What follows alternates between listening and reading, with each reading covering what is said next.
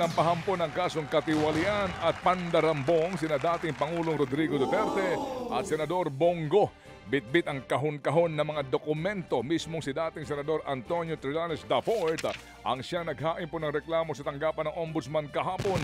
Ito nga pinag-uugat raw sa umano'y mga pang-aabuso ni na Duterte at Go sa kanilang posisyon para mapunta umano ang nasa 7 bilyong pisong halaga ng infrastructure project sa CLTG Builders na pagmamay-ari ng ama ni Senator Bongo at sa Alfredo Builders na kapatid po naman ng senador.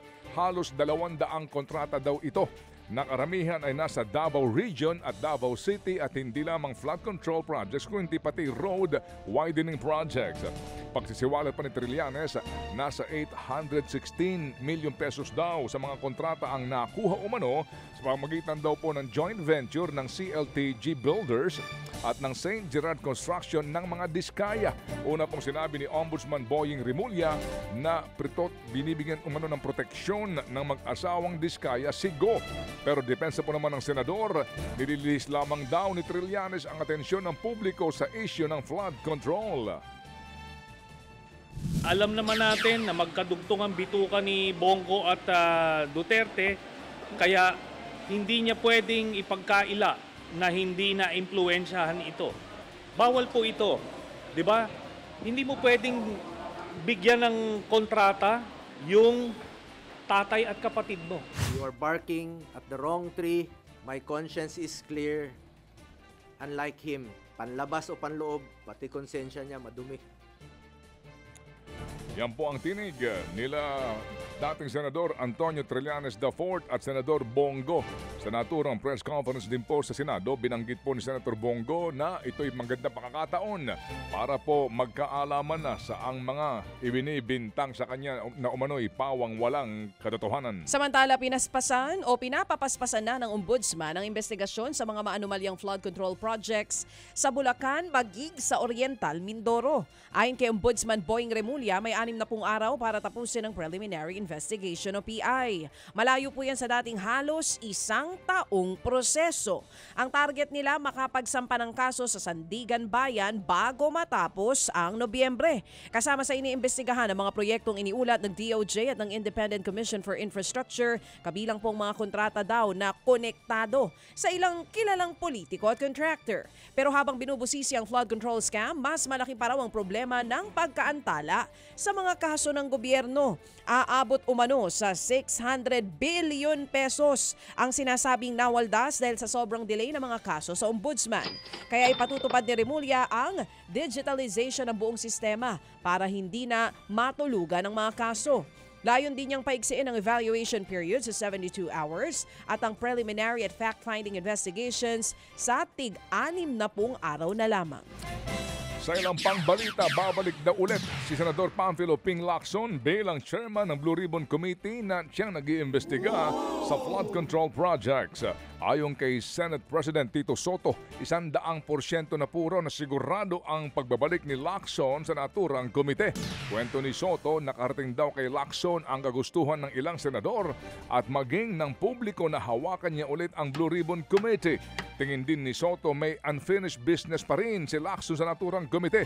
Nauna pong sinabi ni Lacson na dapat maging handa sila ni Soto sakaling ang bumalik siya bilang Blue Ribbon Committee Chairman. Kabilang dyan ang posibilidad ng pagkalas ng ilang miyembro ng mayorya at baka daw po mawala ang panguluhan kay Senador Tito Soto.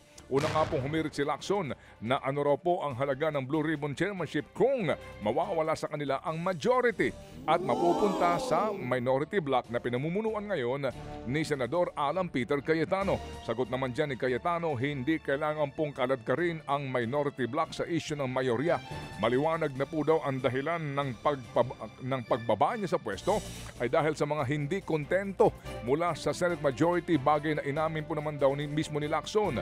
Sa November November 10, nakatakdang isapinal ang pagbabalik ni Lacson sa Blue Ribbon Committee. Sa gitna po ng isyu ng katiwalian sa gobyerno, aminadong Pangulong Bongbong Marcos Jr. na magiging mahirap ang laban sa korupsyon. Sinabi po yan ng Pangulong Marcos kasabay ng paglabas sa SWS survey na nagsasabing pangalawa lamang ang pagsugpo sa korupsyon sa mga isyong gustong tutukan ng taong bayan sa Pangulo. Matatandaan ang Pangulong Marcos Jr. mismo ang bumuo sa Independent Commission for Infrastructure na nag-iimbestiga ngayon sa mga anomalya sa flood control projects. Pero ayon sa Pangulo, marami pa daw tayong pagdadaanan. Gayunman, tuloy-tuloy lamang daw ang investigasyon hanggang sa maitama ang mga nakagawiang mali.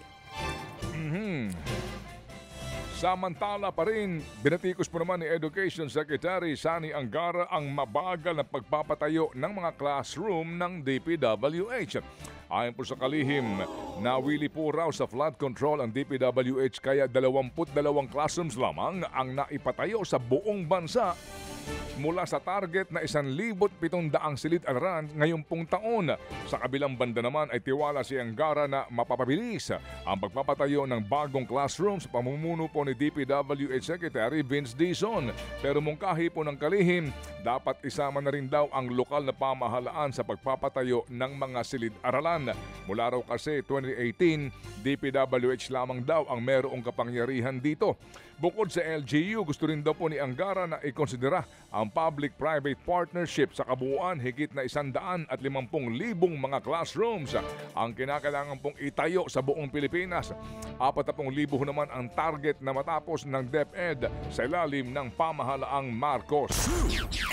Balita naman. Hindi po natin kalimutan, baby girl, na si Sani Angara ang naging chairman din po ng Committee on Finance ng Senado for the longest time. Mga kapatid, brothers and sisters, saan ka pa? Dito na tayo sa totoo. Dito na tayo sa True FM. Mga kapatid, mag-subscribe and follow po kayo sa social media accounts ng True Network PH. Yan po kami, hanapin nyo lang True Network PH, Facebook, Instagram, YouTube, TikTok, and podcast. Mapa Apple or Spotify man yan, mahahanap nyo kami. Lahat ng mga napapanood at napapakinggan nyo po sa programa, nasa social media accounts namin yan. So paano mga kapatid? See you sa social media!